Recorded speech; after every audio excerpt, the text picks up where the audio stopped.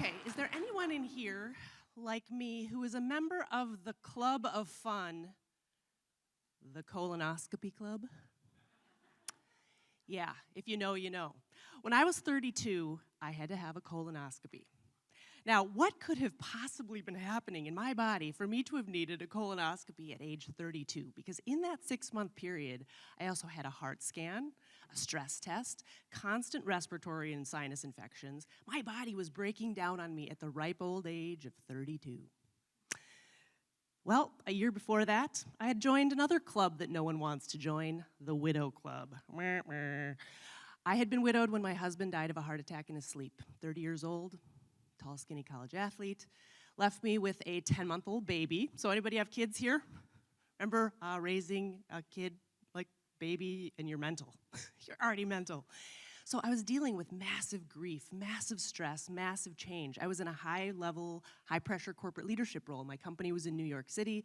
I was based in Minneapolis, managing our company's biggest account. Got a new boss just 2 weeks after my husband died. She was very challenging, and if you've had a bad boss, you know how all-consuming that can be.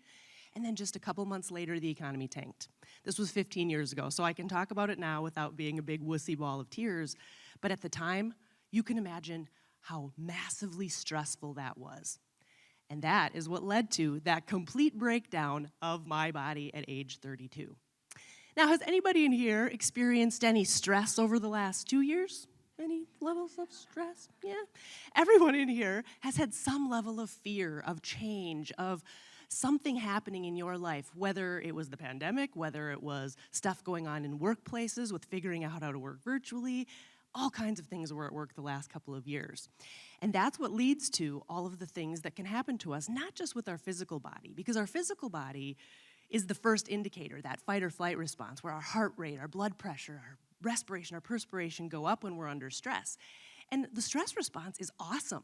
It was provided to us biologically, evolutionarily, is that a word? Evolutionarily, to protect us. When something in our environment is out to harm us, it's telling us then like, ooh, okay, you gotta either run away or fight that thing or you're dead. So the stress response is awesome. But when it goes on over the long period of time, it starts to damage you down to the very cellular level, which then starts to impact your physical symptoms, which then starts to impact your mood, your brain functioning, your decision-making ability. And all of that starts to impact how you're showing up externally to others. Your impact and influence go into the toilet when you're crabby, when you have closed body language, when you have cranky resting face, and you don't lead as well, you don't sell as well, you don't perform as well at work, you don't relate as well with your partner or your kids. So yes, stress is a really good thing short term, but when we've had times like we've had recently, that long-term stress can be really damaging, all-consuming. Like a bad boss, stress is our bad boss. But I have a couple of ways that I have pulled together frameworks to help you be less stressed so you can be a better leader, better at sales. Now, I'm a super nerd. I went to the International Science Fair in high school, and I was in corporate espionage for 15 years in corporate America. It was actually market research, but corporate espionage sounds cooler, and I legitimately, before the internet and before cell phones, would travel around the world in my 20s. I don't know how they trusted me with a corporate card, all by myself, and I would have my little pink PowerShot camera, and I'd have to take like secret pictures of products and stuff. So I kind of was in corporate espionage. Like, that makes me feel cool.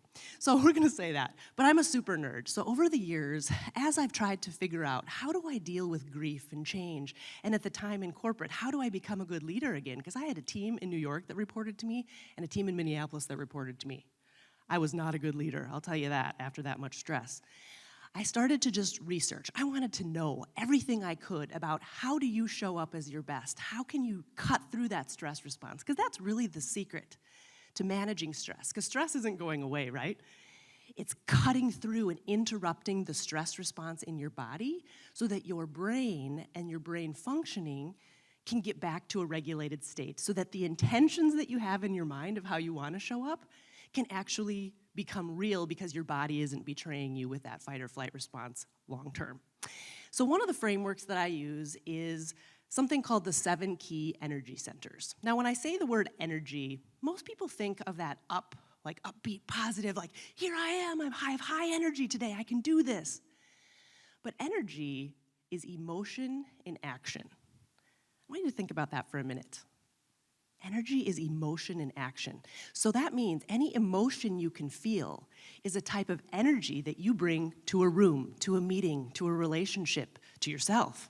So you can be bored, you can be stressed, you can have anxiety, you can be depressed, you can be excited, you can be overjoyed. There's thousands of emotions, right? And those are the thousands of energies that you can bring into a room or into a situation. But that can be kind of overwhelming to try to get your arms around. Like, I have to manage thousands of emotions and energies. Like, that's hard. Being an adult and a human with emotions is hard.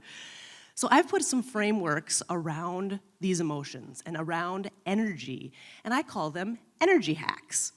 Now, energy hacks are really powerful ways that if you were to hook yourself up to electrodes before doing the energy hack and after, and you measured your heart rate and things like that. Remember, I'm a nerd. I could go super biology nerd, but I won't. Keep it high level here for you.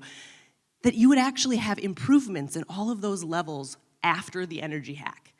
And that's the goal, is we want to interrupt that stress response with energy hacks so that you can show up at the meeting, in the conversation, in your relationships, in your life, the way that you intend to. So we're going to do a little exercise today called Energy Bingo.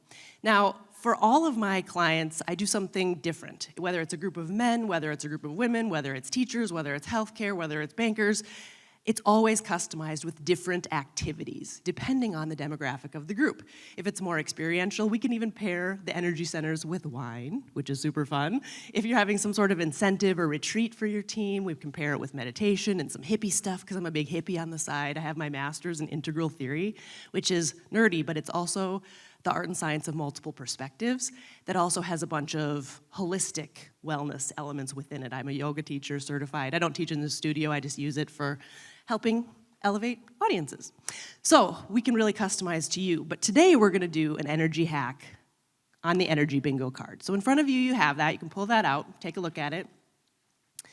Now, of course, we don't have time to do all 9 on here. In a normal full-length session, we would hit most of them. We would actually play a game of bingo, and we would cross things out on the card. It's really fun. We don't have time to do that, though. So we're gonna do just one energy hack that I think is really important for you as meeting professionals, and that is to look at your communication energy.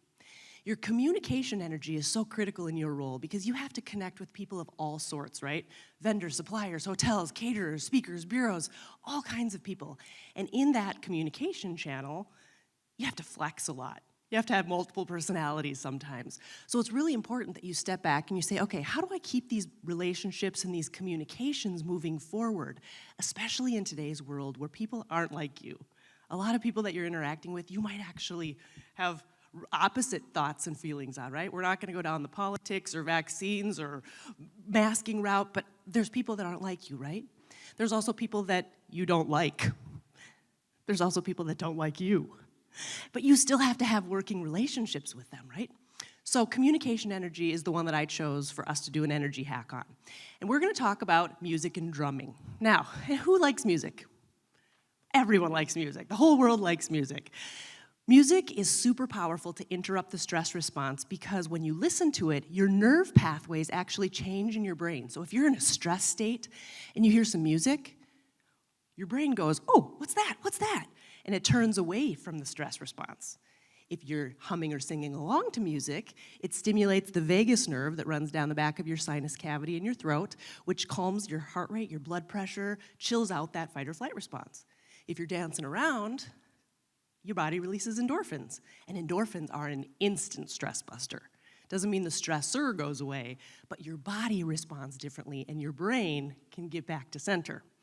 But we're gonna use music a little bit differently today. Who's scared? I'm coming off the stage. All right, I've got some fun little props here. Now, this is not gonna be like Janine. Janine is an amazing singer, and we're not gonna make anybody sing here. Let's see, let's go right here. You guys look like solid musicians. All right, cowbell? You on board for the cowbell? All right, more cowbell, right? All right, so we're gonna ask these guys to start playing their unique, different sounding instruments. And we're gonna see how long it takes you to create a beat. You can't talk to each other, no looking at them, no looking. We're gonna see how long it takes them to get a beat going. No other instruction. You guys ready? Here we go. 1, 2, 3, go.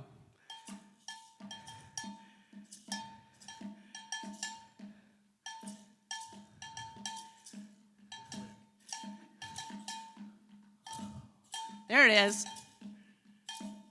There it is. Okay, that was pretty good. Now, what was the key, do you think, to creating that rhythm with one another? Cowbell, obviously. We need more cowbell in our lives. What do you think was the key? Starting. Listening, right? Yeah, listening to one another. And that's what actually happens in an actual conversation, in a meeting, in a negotiation, in a selling situation, where you have to actually adjust your unique instrument, your unique voice. But also, the key is to listen to the other person so that you can adjust, so you can flex, so you can adjust and flex. And over time, in that meeting, in that conversation, eventually, you're going to start to get on rhythm, and you're going to be able to move forward and have something more productive and a lot more magical than if you just try to play your instrument and hear yourself talk. Because human nature, we want to hear ourselves talk, right? Oh, let me hear my opinion. Let me get my awesome, earth-shattering idea into this situation. Now, obviously, you can't have a conga drum or a cowbell in every meeting. But guess what just happened?